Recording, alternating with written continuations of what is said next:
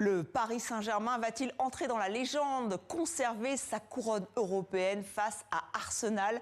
La finale de la Ligue des Champions se joue à Budapest en Hongrie. Budapest où on retrouve notre envoyé spécial Karim Baldé. Bonsoir Karim. Quelle équipe a le plus la pression?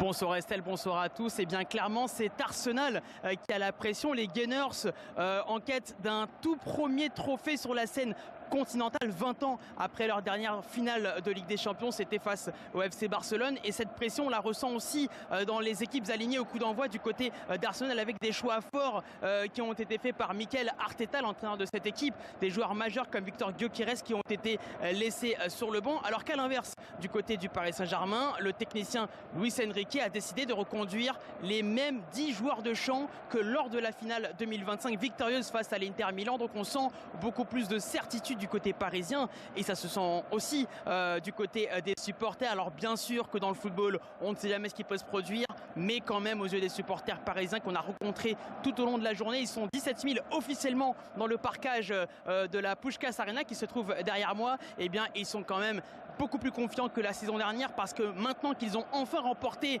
la Ligue des Champions une première fois, et bien une deuxième fois ce serait tout simplement légendaire, donc ils y croient dur comme fer. Voilà, pourquoi pas une deuxième étoile? Alors pourquoi choisir cet horaire hein? Finalement, 18h, c'est assez inhabituel. Oui, effectivement, pour la première fois, cette finale de Ligue des Champions se joue à 18h. Décision de l'organisation et de l'UEFA, notamment l'Union Européenne de Football Association, pour plusieurs raisons. Tout d'abord, pour faciliter le trajet des supporters, parce qu'une finale à 18h en fin d'après-midi, ça permet d'arriver plus facilement et ça permet surtout de repartir plus facilement du stade en soirée. On se souvient des éditions précédentes où il n'y avait pas forcément assez de transport conséquent pour amener la foule. 67 000 personnes quand même ici à acheminer du stade vers le centre-ville ou ailleurs en Hongrie.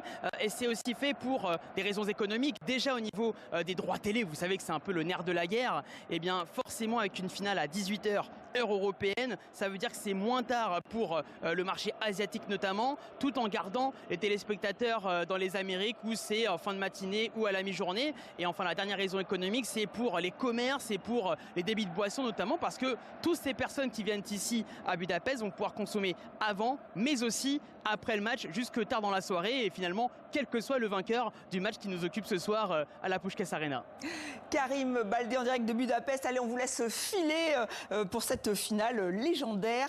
Les Parisiens donnés favoris, on l'aura compris, des centaines de milliers de personnes sont attendues dans les rues de Paris, assure la préfecture de police. Un dispositif de sécurité XXL est mis en place, 22 000 forces de l'ordre mobilisées.